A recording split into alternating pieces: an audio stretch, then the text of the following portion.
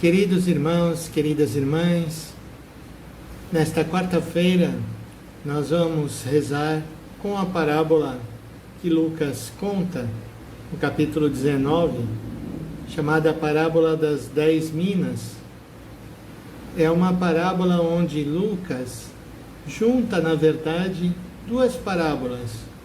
Uma que dizia respeito aos servos que eram fiéis e que faziam render aquilo que lhes era dado, com uma parábola que falava do rei que seria rejeitado. É interessante notar que a liturgia nos coloca esta parábola quando vamos nos aproximando do final do ano litúrgico, exatamente com a festa do Cristo Rei do Universo. Então vamos tomando o pé de que esse rei, que é Jesus, é um rei muito diferente do rei esperado pelos judeus e por isso ele ia ser rejeitado. Então, à medida que vamos nos aproximando do final do ano litúrgico, nós vamos também repensando, avaliando como foi o nosso ano e a nossa relação com Jesus. Se nós o aceitamos verdadeiramente como Rei e o que nós estamos fazendo com aquilo que Ele tem nos dado para que nós cuidemos. Ela se apresenta bem parecida com a parte dos talentos, mas há uma diferença aqui na parábola das minas. E a diferença é que na parábola dos talentos, cada um recebeu uma quantidade diferente. E enquanto que hoje, nessa parábola que Lucas nos conta, os 3 homens, todos eles recebem a mesma quantia. E o Senhor diz a eles que negociem com aquele dinheiro.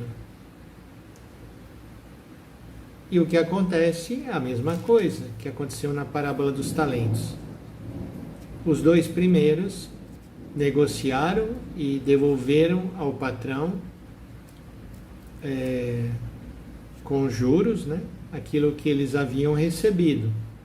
O primeiro fez lucrar muito, o segundo um pouco, e o terceiro, esse tinha tanto medo que escondeu realmente o dinheiro, como o terceiro homem da parábola dos talentos, que nós vimos alguns dias atrás. E aqui aparece em toda a sua violência também a figura desse homem que foi feito rei e que ninguém o queria. Ele era rejeitado porque ele era um homem mau, um homem perverso. Então, aqui aparece também, nessa parábola, uma antecipação daquilo que aconteceria com Jesus, que seria rejeitado também e dito rei dos judeus. Então nós vamos hoje, rezando essa parábola, mais uma vez, ver o que nós estamos fazendo com aquilo que recebemos e qual é a nossa relação com esse Rei, com esse Senhor da nossa vida. Nós estamos dispostos a ir com Ele até Jerusalém, que a parábola faz questão de dizer que eles estavam indo para Jerusalém, ou seja, era o desfecho da vida de Jesus, era onde ele iria terminar os seus dias, iria sofrer a sua paixão e morrer por nós. Então, vamos pedir ao Senhor a graça de nós podermos realmente termos esta coragem de acompanhá-lo nesse momento difícil. Nós sabemos que Jesus vai ser abandonado por quase todos no momento da sua paixão. Somente Maria, sua mãe, João, o discípulo amado, vão estar junto com algumas mulheres com ele até a morte na cruz. Os outros apóstolos, os discípulos, a multidão toda se afasta e Jesus é entregue para viver e sofrer por nós. Vamos pedir ao Senhor que nós possamos realmente fazer multiplicar aquilo que estamos recebendo.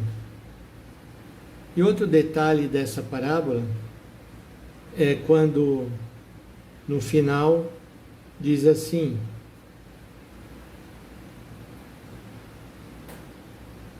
tirai deste a mina e dai-o ao que tem 10 minas. E disseram-lhe, Senhor, ele já tem 10 minas. Eu vos digo, a todo aquele que tem será dado, mas aquele que não tem, ainda o que tem lhe será tirado.